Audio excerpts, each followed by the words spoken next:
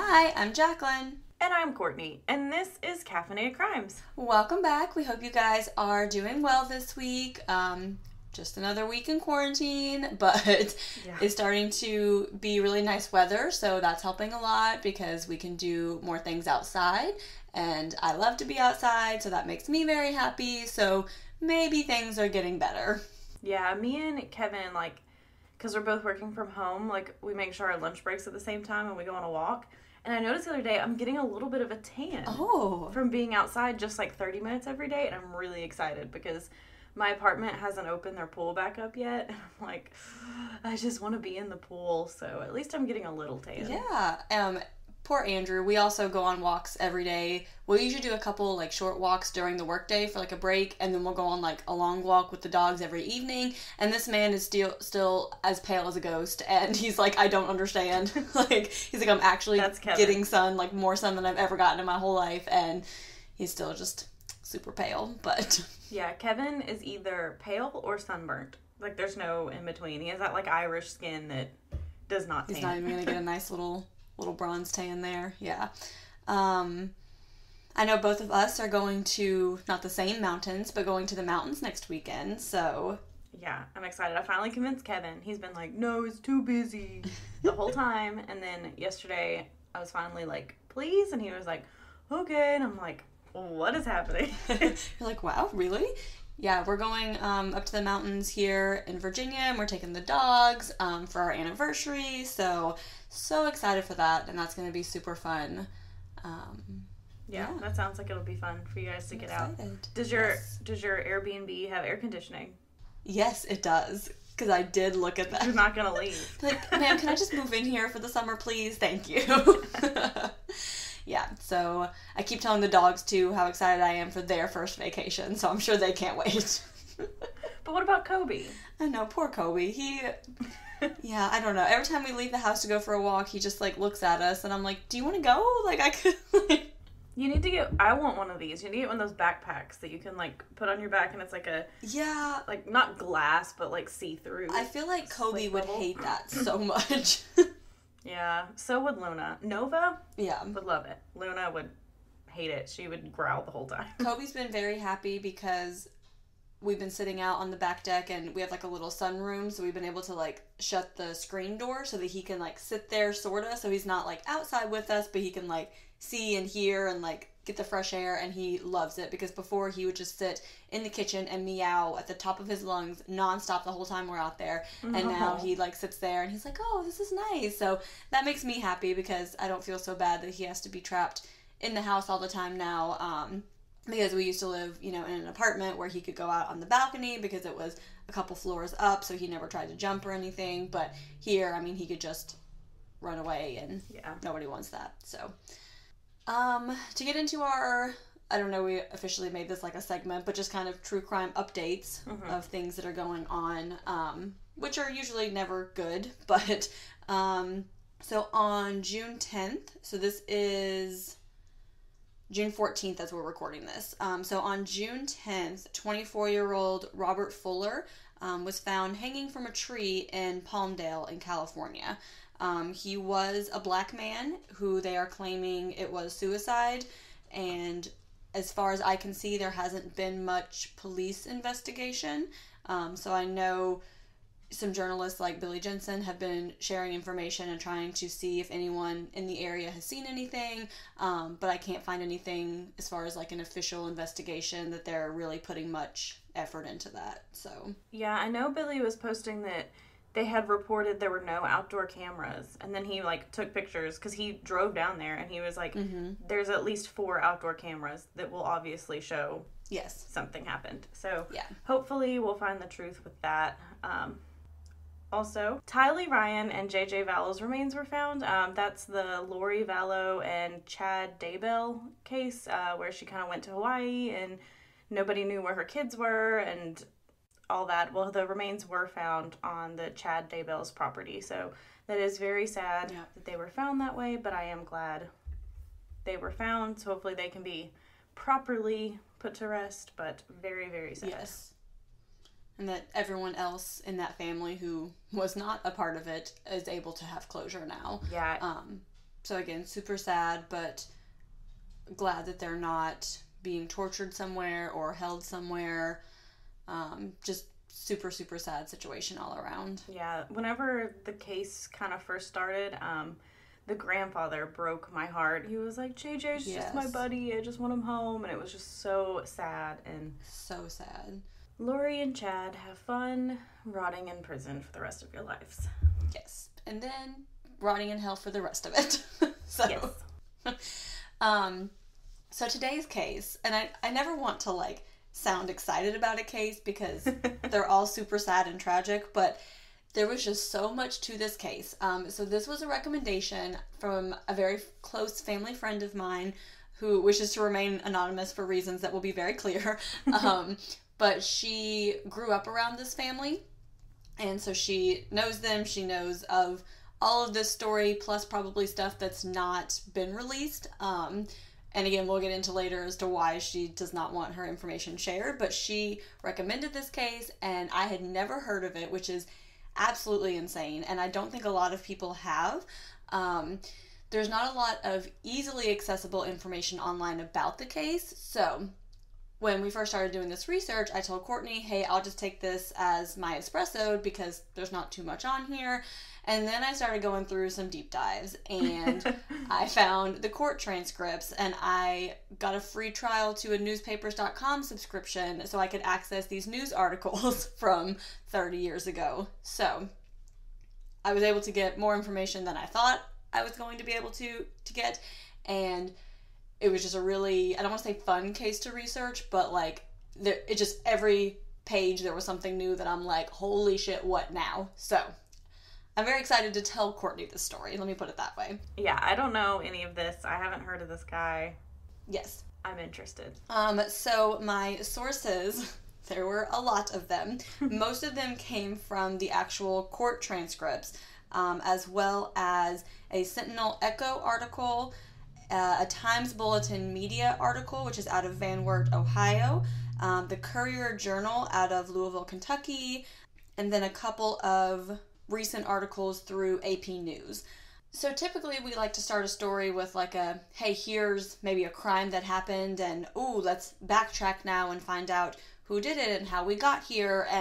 But this story is just so batshit crazy from the beginning that that's just where we're going to start. So, because we're taking it old school. We're going to go beginning, middle, end. Yes, this story is in chronological order. And spoiler alert, this is a serial killer, so I'm just going to put that out there. His name is Robert Foley, and he's from Kentucky. And I had no idea that there was a serial killer named Robert Foley from Kentucky. Me either. So, we're going to get into his whole life and all of his murders and all this good stuff. So, here we go. Robert Foley was born September 13th, 1956, to Lois and John Bill Foley in Mary Alice, Kentucky, which is about 5 miles south of Harlan, Kentucky. So he was one of 4 boys. I couldn't find, like, birth order. Again, it took a lot of digging to get the information that I did have, so I'm not sure where he fell in there, but I know that he did have 3 brothers. His dad worked at a landfill and also drove a coal truck. There were a lot of, like, family reports of several head injuries as a child, but there's no medical documentation to back it up. But this is also in Kentucky in the 50s and 60s, so it could be that it didn't happen or they just didn't go to the doctor for it. I don't know.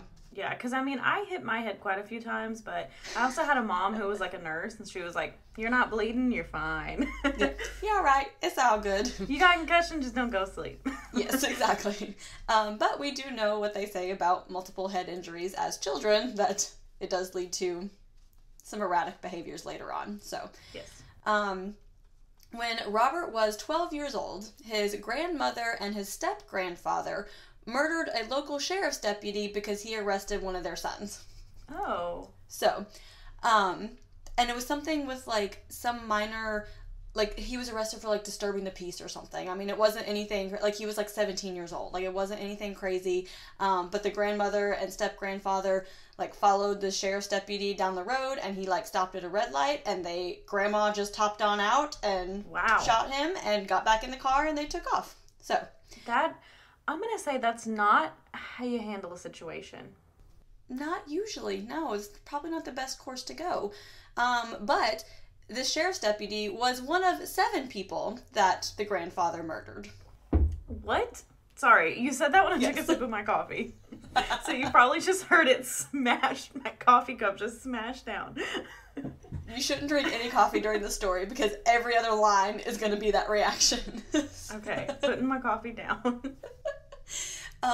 So I couldn't find a whole lot of information about these other 6 people, but I do know that Robert Foley's grandfather also murdered 7 people. So Robert attended James A. Cawood High School, but he dropped out during his sophomore year. On April 17th, 1986, in Harlan, Kentucky, Robert Foley is 19 years old, and him and 2 of his friends went for a drive in a Volkswagen that he had been working on.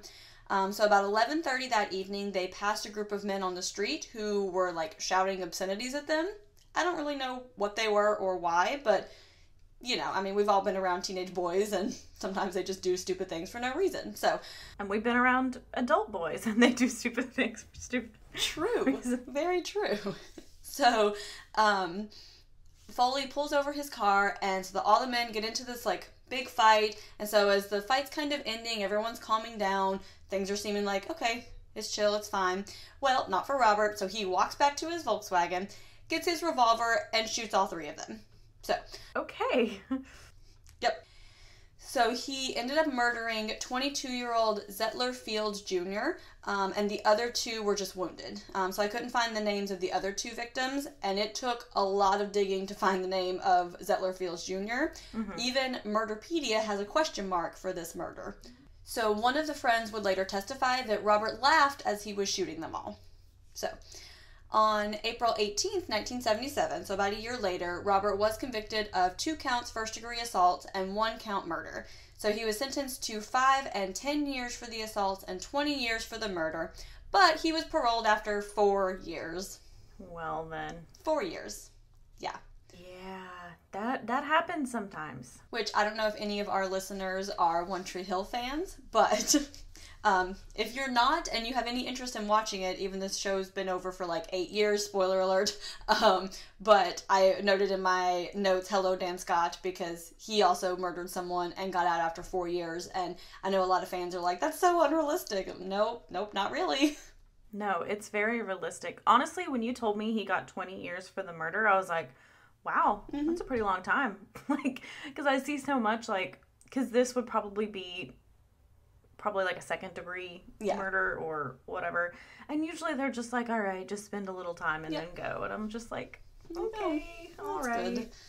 Cool. So then, in 1984, Robert is convicted of assault and possession of a weapon by a felon in Ottawa County, Ohio, after shooting a man in a bar. So. He loves to shoot that gun. Oh, he does. He does. So he served 15 months for this assault and the weapon charge. And then, in 1988, Robert and one of his brothers pistol-whipped a man named Delbert Pennington in a restaurant, and Delbert suffered pretty severe brain damage, so his son was interviewed in a newspaper article in 1991. And so he was talking about all the repercussions on this incident for his father. So the 91 article was the most recent thing I could find about this incident, so I don't know if he was ever convicted of this one. Yeah. In 1988, he was questioned as a suspect in the shooting of a Kentucky State Trooper. And so at this time, he tells the police, no, I didn't do it, but I know who did. So, naturally, he becomes an FBI informant. He's like, it wasn't me, it was Patricia. Right. I don't know if anyone's seen that movie, but him and Patricia are the same person in the movie. So Yes. So, it's just, okay. Craziness. So then in 1989, he is charged again with assault for beating a man, and again, it's unclear if he was ever convicted for this charge. At some point between the times that he's out of prison, he was married twice and had 2 daughters. So his most recent wife's name is Marjorie. I don't know anything about the daughters. There's really no information out about them. They're probably like, do not report my name. Yeah. I'm getting married at 18 and changing my last name immediately. Like, do not associate me with this family. So now we're going to get into some other crazy things. But first, we're just going to take a quick break. So we will be right back. Seth Cohen, Brooke Davis, Blair Waldorf. Sound familiar? It Takes Three Network houses shows surrounding your favorite nostalgic teen dramas. Whether you are watching for the first time or you're binging for the fifth time, you'll definitely want to check us out. You can listen to Tree Hill Talk, Let's Talk OC, and Three Gossip Girls on your preferred listening platform. And for more information, visit ittakes3network.com. So in September of 1989, Robert Foley is still on parole. Not sure if it's for the murder or the assault or the weapons charge or whatever it is, but he is on parole.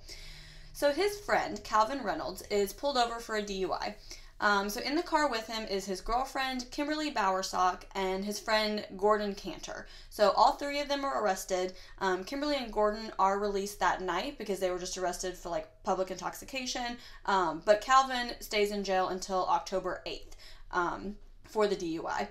So Robert finds out that Kimberly is planning on telling Robert's parole officer that he is selling weed and moonshine, which would obviously go against his parole. Mm-hmm. I'm not really sure why. I don't know if we don't even know for sure if this actually happened or if it was just a rumor that he was like, nope, she's gonna do it. But if she was going to do it, I don't know if she thought that had some, like, leverage to get her boyfriend out of trouble. Like, hey, I'll give you some information on this guy if you let my boyfriend go. But you said it was just a DUI, right? Yeah.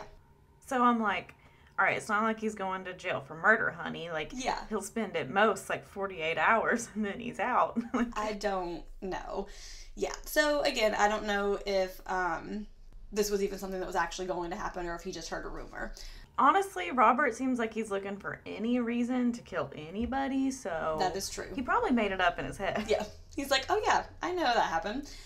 So on October 8th, 1989, Calvin is released from jail, and Kimberly, who lives in Ohio, is trying to find someone to drive her to Kentucky to pick him up and take him back to Ohio to stay with her. So she's, like, going around, she's asking some friends because she doesn't have a car. So she goes to her friend Lillian Contino, who's like, yeah, I'll go with you, but I don't have access to a car right now, so, like, if you find somebody to drive us, I'll go with you.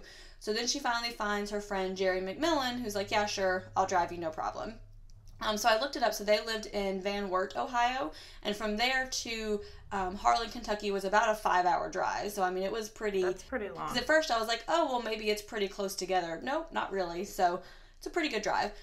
So they decided they're going to pick Calvin up at a man named David Gross's house. Now, David Gross is Robert's friend, and the property that Gross lives on was left to his aunt after his uncle died, David Gross. Okay. But his aunt signed the deed over to Robert Foley's father. Now, Robert would later claim that the property was his, that it had to be put in his dad's name for some sort of legal reason that was kind of muddled as far as why it would need to be in his dad's name versus his name, but it's kind of unclear who actually, like, owns this property. Yeah. But David Gross does live in a cabin on the property. Okay. So that much is established.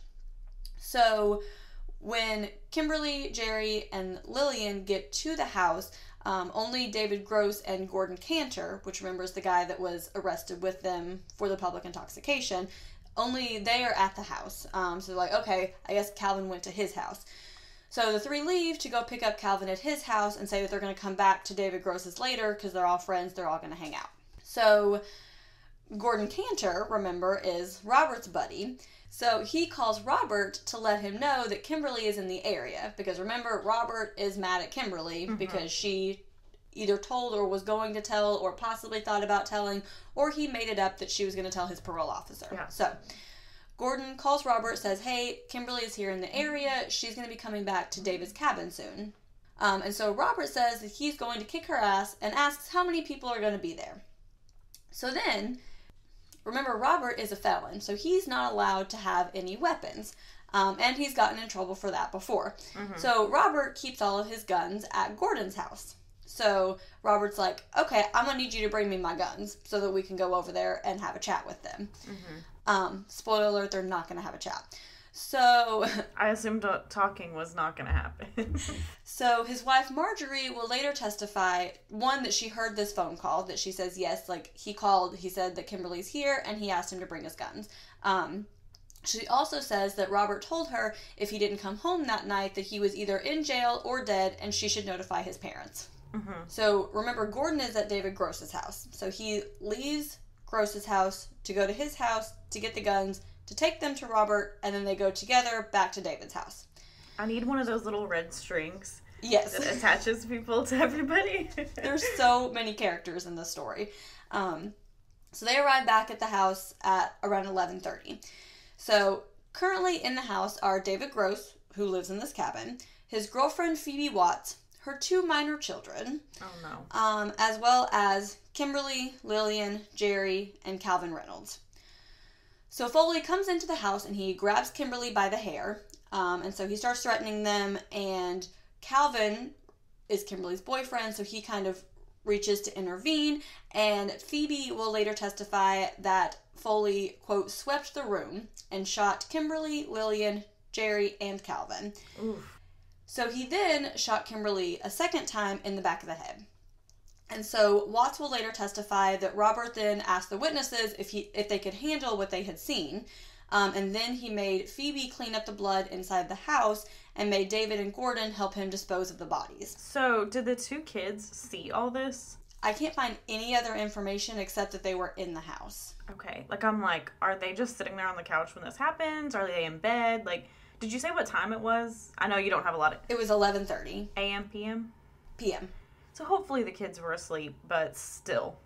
I would hope so, but, I mean, you're gonna wake up and here's Mom cleaning up blood from 4 gunshot victims. Yeah, you would have to wake up hearing that. Yeah, and, just think about how much blood is in that cabin after you just shot 4 people and then shot the last one another time. Yeah, that's a lot of blood. Yeah. People bleed a lot. Yeah. So, the 3 guys, so David, Gordon, and Robert, drive Jerry's car back to Lexington, and they abandon it in a motel parking lot. They then put the bodies in a septic tank on the property and cover it in cement and lime. So, Okay. David Gross was shot and killed in October of 1990 in a homicide that remains unsolved. Now, I'm no detective. However, David Gross's body was found in Robert Foley's yard. I mean, you put 2 and 2 together. Yes, and he was shot through the heart. But no one has ever been charged in David Gross's homicide. Guys, we're 2 white women with podcasts. We're gonna solve the murders. Oh, God. I assume it's one of those things where they're like, yeah, we probably know it's Robert, but there's no evidence. Which I'm like, isn't it evidence enough? It's in his yard. He had to have known something. Yeah. You just come home one day and there's a freshly dug grave in your yard, and you're like, that's weird. That's interesting. How'd that get there? I don't know. And remember that Robert's grandparents were also serial killers. And this is a pretty small town. The grandparents murdered a sheriff's deputy, so there's a lot of fear of the Foley family, which goes back to why my friend that recommended this case wishes not to be named, because they're known for intimidating everyone in the town. And this kind of reminds me of the vigilante story I did. Yes. With Ken McElroy, how everyone is just terrified of this guy, and they're like, yes, yeah, don't cross him at all. Don't mess with him. Yep. So then, in Claremont County, Ohio, in February of 1991, Robert is arrested for a bad check. So he was part of some, fraud scheme with, several other guys. It was something with, a trucking company. I don't know all the details, but basically they had some big scam going. So it wasn't just, he wrote, a $50 check at Walmart and it bounced. It was a pretty big, bad check case. But Foley was released because FBI agent Ron Poole asked the judge to release him and said that he was helping the FBI on several cases. Okay. So, but later, both Foley and the FBI would deny that he was ever an informant, which I'm pretty sure you can't openly just say, yes, he was an FBI informant, but you were released from jail. Yeah, I think that's one of those, Yeah, but you were released from jail after you've had multiple... you had the murder charge from 1976, you had several assault weapons charges, now this bad check charge, and the FBI gets you off. So there's going to be a reason for that. They don't just oh yeah, we like you, so you can go. And now keep in mind that no one has found the 4 bodies from the 1989 incident yet. They have not been found. They've just been reported as missing. Mm-hmm. So, the bad check case is important because if the FBI had not gotten him out of jail, he would have been in jail 6 months later when this next incident occurred. Okay. So, on August 17th, 1991, in Laurel County, Kentucky, so there's a bunch of people hanging out at Robert's house. So, there are brothers Rodney and Lynn Vaughn. Phoebe Watts is still there. Ronnie and Bill Duggar. Marge Foley, which was Robert's wife at the time. Several other adults and at least 6 children are all hanging out at Robert's house. Okay. Yep. Having a big old barbecue. Yes. So, Foley returns home from a car auction with his friend Danny Joe Bryant. So, because this is Kentucky, everyone's got weapons, so I guess when everyone comes over, they put all their weapons in a cabinet. Because there's a lot of people, there's a lot of kids, so everybody's got their guns on them, but hey, just put them in this kitchen cabinet when you get here and everything will be fine. Well, Robert didn't follow that rule because he didn't like following rules very much. So he had a .38 Colt snub-nose revolver under his belt at the time. Mm-hmm. So everyone's hanging out. They're sitting around the kitchen table drinking beer. Soon an argument starts between Robert and Rodney Vaughn. So they're all drunk, belligerent. Robert later admits that he instigated the fight by punching Rodney. So after they get into this, physical altercation, Danny Joe Bryant separates the men, and then they all go back to drinking. But later, the situation escalates, and Rodney points a finger at Foley and warned him not to sucker punch him again. So then, Foley knocks Rodney to the ground, beats him with his fist several times, pulls out his revolver, and shoots Rodney 6 times in the chest, left arm, and back. Oh. Yep. Again, they're all just hanging out at the house with a whole bunch of adults and a whole bunch of kids drinking beer. Yeah. So, during this time, everyone's like, well, peace, I'm out of here, so they all leave. Because they're like, I'm not going to be a part of this. So the only ones left in the house are, obviously, the body of now deceased Rodney Vaughn, Robert Foley, Rodney's brother Lynn, and Ronnie Duggar. So did Robert's wife leave? Was she like, I'm leaving too, I ain't even staying at my own house? Okay. Yep, she took off. Yep. Oh, okay. They don't stay married, I would assume. So Ronnie Duggar then says that Foley got another gun from the kitchen cabinet, returned to the living room where Lynn was staying with his dead brother, and shot Lynn in the back of the head. He then kicked Rodney Vaughn's corpse and said, quote, "You son of a bitch, you caused me to have to kill my partner." He didn't force you to do anything.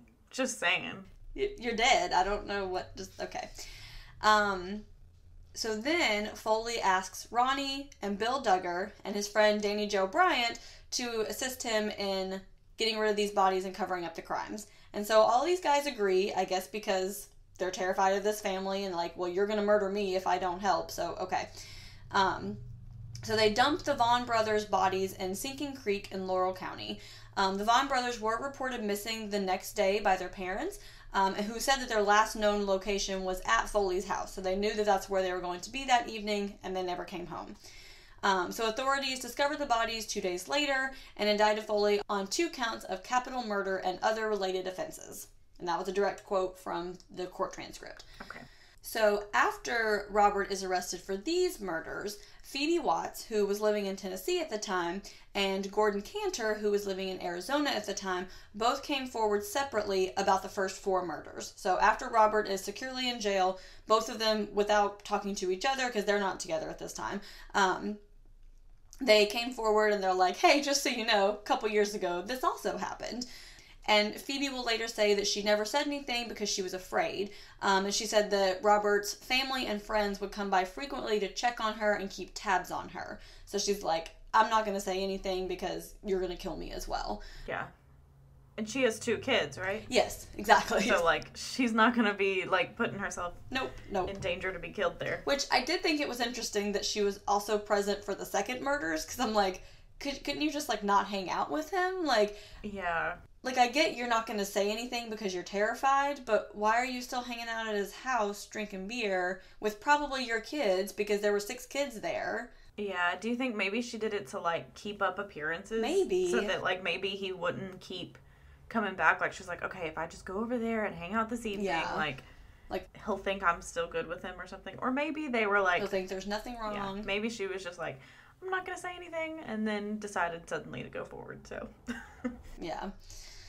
I don't know. So the 4 bodies previously mentioned were found on October 23rd of that year. So Foley's trial for the Vaughn murders was scheduled for August 11th, 1993. So the day before, his attorney moved for a change of venue because of the pretrial publicity, but the trial court denied it after a hearing. So later, Robert will say that he murdered Rodney Vaughn only in self-defense and that he did not murder the brother, Lynn Vaughn. And he says that Ronnie Duggar is the one that murdered Lynn Vaughn. Okay. Which, remember, Ronnie said what Robert did afterwards when he came up and killed Lynn as well. But at a different time, Foley said that he hated to kill Lynn, but, quote, blood is thicker than water. So he admits to it, but then he also says he didn't do it. Yeah. Yeah. So, during the trial, witnesses indicate that Foley was a very lovable child, that he idolized his grandfather, who, remember, was a 7-time murderer, and his mother testified about her father and that he had taught Foley how to shoot a gun when he was only 6 years old. She also discussed some of the alleged brain injuries, suspecting that there was some kind of brain damage, but again, there were no medical records to back these injuries up. She also testified that Robert could be fine one minute and very angry the next, which, as we've seen in all of these cases. Yeah. So the jury does find Robert Foley guilty of 2 counts of murder, and following the jury's recommendation, they sentence him to death on September 23rd, 1993. Now, as I mentioned before, there was a newspaper article locally in 1991, and there was the one guy's son who was pistol whipped, so he spoke to the newspaper. Mm-hmm. No one else would speak to these reporters about this case, because they're like, the Foley family is terrifying. Like, yeah. I'm not going to tell you anything that any of these guys did. Like, they intimidate this whole town. Mm-hmm. I'm not going there. So then, on April 27th, 1994, which, fun fact, guys, was my first birthday. So, of course, I'm, like, researching, and I'm like, oh, so here's little Jaclyn eating her smash cake, and during that time... Smashing her face into the cake, and it's like, here's Robert Foley doing, I don't know what yet, but probably something bad. What he was doing was receiving a second death sentence for the murders of Kimberly, Lillian, Jerry, and Calvin, which I'm not even sure I knew that you could get multiple death sentences. Like, I think because usually what we see is, like, once they're convicted of, like, one murder, they usually save the others. Like, I'm trying to think of, like, serial killers I know. Like, they'll be like, all right, we're going to save these back here. So if for some reason you get out or you get an appeal or whatever, then we can, like, try you for this one. Yeah. So I guess you could. Is it in different states or the same state? They were the same state. Same state. So I guess they just wanted him, like, extra dead. They're like, yes, no way are you not dying, dude.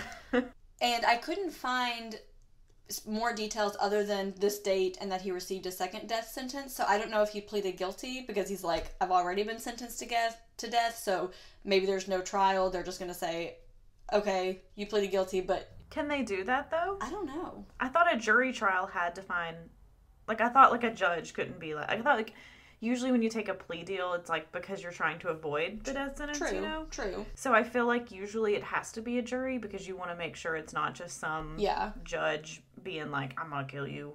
Like, actually, now that we say this, I think there was a second trial.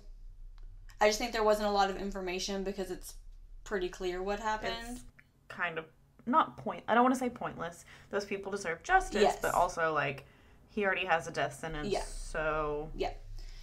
So he did appeal the conviction on grounds of ineffective counsel, but it was denied. And he does use eventually all of his appeals available for his death sentences. So Foley was quoted in a newspaper article in 1998. So I guess at the time that he was convicted, Kentucky was using the electric chair, and then recently after he received his death sentence, they switched to lethal injection. Mm-hmm. So at that point, you were able to pick what you wanted. So you could decide which way you wanted to go. Yeah. And so he said, quote, I hadn't gave it any real thought, but it's nice to have that kind of choice. If nothing else, more for my family than for myself. And so according to him, he flipped a coin to decide what he wanted to do. So... How'd he get a coin? I don't know. I don't know. So he chose lethal injection. Robert Foley's still alive, by the way. Oh, okay. So he received this death sentence in 1993. He is still alive as of 2020. It does take a long time for those to, like, actually go through. In Kentucky specifically, apparently, because Kentucky resumed execution. So I guess they didn't have them for a while, but they resumed executions in 1976. Since that time, only 3 death sentences have actually been carried out in the state of Kentucky. Interesting. No one has been executed in Kentucky since 2008. Do they have a lot of death row inmates, or a lot? Yeah, it looks like they do. Like, I can't remember the exact number, but I think there was some, like, 20 men since then who have died while on death row from natural causes. Okay. But they do have a good number on death row. Okay, cool. I don't hear a lot of, like, Kentucky death row. I don't know, for some reason Kentucky's the state, like, we just don't talk about, I guess. Right? I don't know why. But, so I was like, I wonder how many men they have, like, on death row. Yeah. Compared to, like, California over there with, like, what was it, like 2,000? Yeah, definitely not as big as California, but for a rural state, I mean, not all of Kentucky is rural, but a good portion of it is. They do have a good number of people on death row. So Sharon Vaughn McGeorge, who is the daughter of Rodney Vaughn, strongly advocates for Robert's death sentence to be carried out. So she's spoken out several times since then, and she describes waiting for his execution as torture because she feels like she's never going to get that closure until he is dead. So around 2008, Robert develops degenerative arthritis. So he starts having problems with his hips. Okay. So he requests a hip replacement surgery that he wants the state to pay for, which is about $50,000. So in 2015, it was denied for, I think, a third time, so I'm not sure exactly what date he originally requested it, but sometime around the early 2010s, he starts requesting this, and it keeps getting denied. The prison claims that it's not a medical necessity. They say that he's not being denied care because he does have access to a walker as well as pain medications. So they're like, we're not going to give you this full hip replacement surgery, but we're not saying that, like, we're not denying you care. We're giving you these other alternatives as well. And also, usually, like, when you're on death row, like, you're kept isolated from everyone else. Yeah. So, like, I know prison can be really rough. Like, you have to, like, protect yourself, but he's probably also being protected because he's constantly in isolation. Yeah. So it's not necessarily like this hip is causing him to be, like, picked on or anything. Yeah, like, exactly. He's not getting, like, beat up for it. But yeah. What did happen, which is why I was chuckling earlier, and I shouldn't laugh, I'm sorry, but I did laugh when I read this. So in July of 2015, he was standing up and his hip gave out and he smashed his face on a footlocker. Oh my gosh.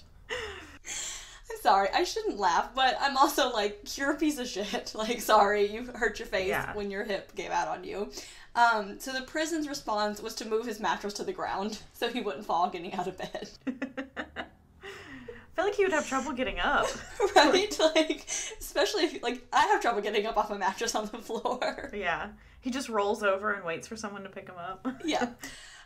So the prison said that they couldn't find any hospitals who were willing to do it, and they said that security was the main concern. Mm-hmm. So, like, this guy's been on death row for 27 years at this point. Yeah. And by the way, it's really sad that I just had to think that long about how many years it's been, because he was sentenced to death row the year I was born. So I should know how many years it's been exactly, but I had to think about it.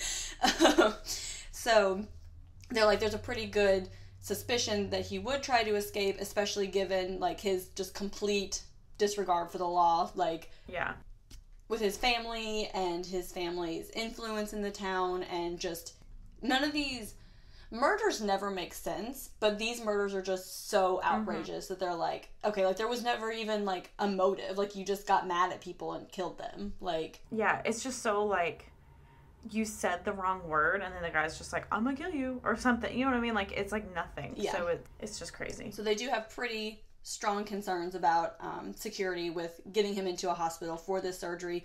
I'm sure he would have to have rehab for a complete hip replacement as well. So they're just like, no, we're not going to do this. But there were a lot of recent news article because he's just, like, trying to get this hip over and over. And his victims' descendants are really mad because they're like, I just don't want to see any more about you. Like, you've been on death row for almost 30 years at this point. Yeah. Like, just stop. So Foley believes that his hip surgery was denied because it wouldn't be, quote, politically popular, was what he was quoted as saying. So, okay. Yeah. So I guess he thinks that they're just going to... people are going to lose their minds if he does get this $50,000 hip replacement. Which, I don't know what his level of pain is. I don't know if he really is being denied care. I know the prison claims that he is being given alternatives. I mean... yeah.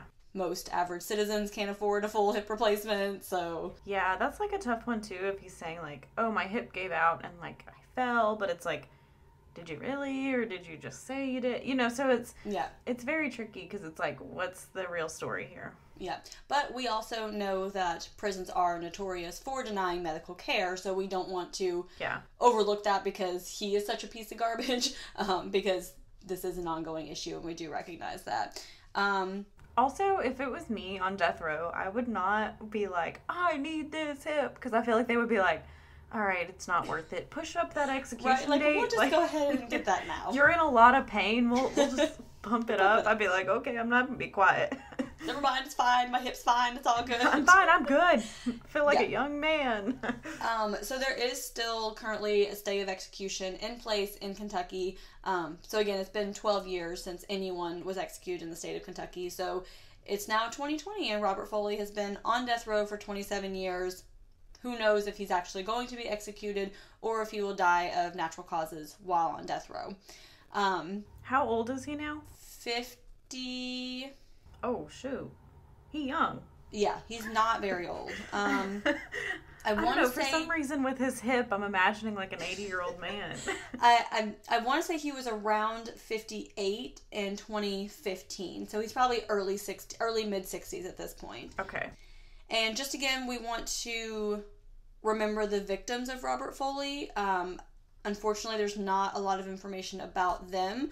We do like to heavily cover the victims as much as we can, so I tried to tell everything that I knew about them, but unfortunately there's just not a lot of information about them. So Robert Foley's victims were Zettler Fields Jr., Kimberly Bowersock, Lillian Contino, Jerry McMillan, Calvin Reynolds, possibly David Gross, Rodney Vaughn, and Lynn Vaughn.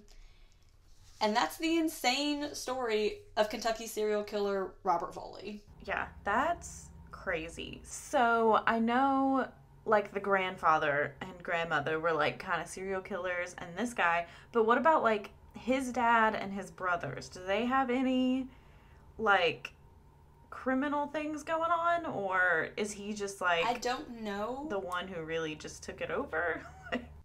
From what I gathered from the articles, they just haven't been charged with anything. Okay. So from what I gather, it's a whole criminal family. And yeah, I assumed, because I mean, if you have like a grandfather and like a grandson, I'm assuming the others aren't. Somewhere in the middle, there's going to be some issues as well. Yeah. And they did have like a big moonshine business, which obviously does not equal murder in terms of criminal behavior. Yeah. But from what I gathered, the others just didn't get caught. Honestly, probably the sheriff's department feared this family because you already murdered one sheriff's deputy for arresting your child. So yeah, I mean, you'd be like, okay, goodbye.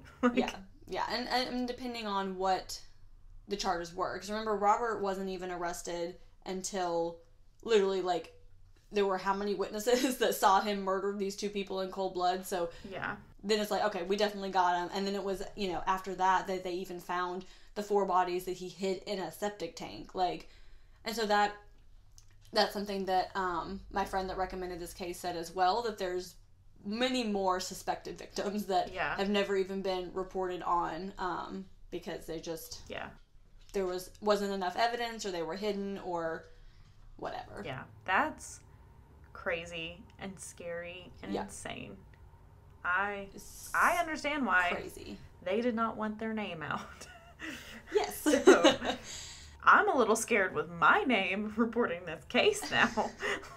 I know, right? Like, dude, we just gathered the information and set it back, so we didn't have anything to do with it. But yeah, so that is the just absolutely insane case. Yeah, I don't know. That's crazy.